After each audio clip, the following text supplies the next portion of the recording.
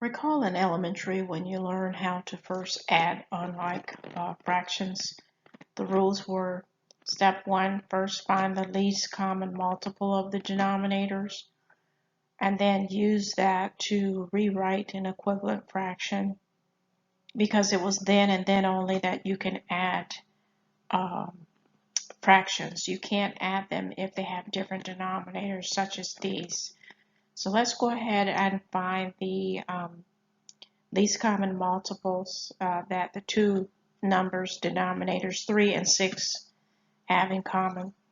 So to do that, you'll need to go into the 3 timetables and into the 6 timetables to find the smallest number that they share in common.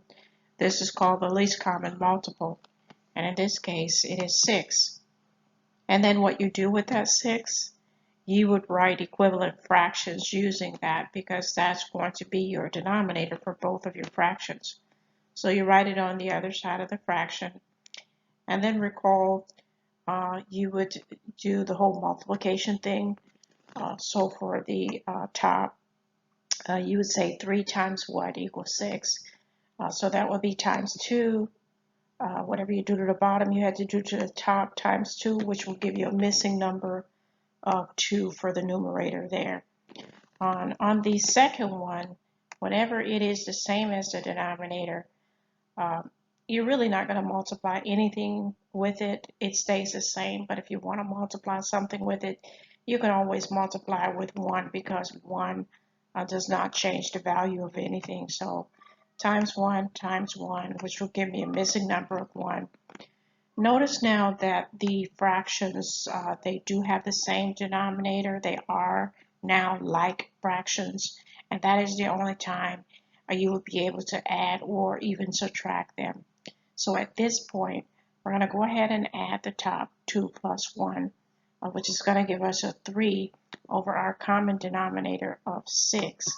And then last step to this is to simplify this fraction, which is going to give me a final answer of 1/2. Subtracting unlike fractions is very similar to adding unlike fractions, to where step 1, find the least common multiple of the denominators, and then use that to rewrite equivalent fractions, because it's then and then only when the denominators are the same that you can subtract like fractions. And then, of course, make sure you simplify your answer. So let's begin by first finding the least common denominator. So that means I need to go into the 4 timetables and into the 12 timetables to find the smallest number that they share in common. And that number is 12. So we would say 12 is my least common multiple. Write it on the other side of your fraction, because that's going to become your new denominator. And we do the whole times thing, starting with the top. There's going to be no change here because it's the same as the denominator. So you just do times 1 with that. Whatever you do to the top, you do to the bottom. That gives you a missing number there of 5. Next, we're going to go down. 4 times what gives you 12? That's going to be times 3. So multiply times 3 on the top, and that's going to give you a missing number of 3. And now we have our fractions to where they are like fractions because they have the same denominator. 5 twelfths take away 3 twelfths. All I need to do is subtract the top. 5 take away 3. That's going to give me 2 over my common denominator of 12.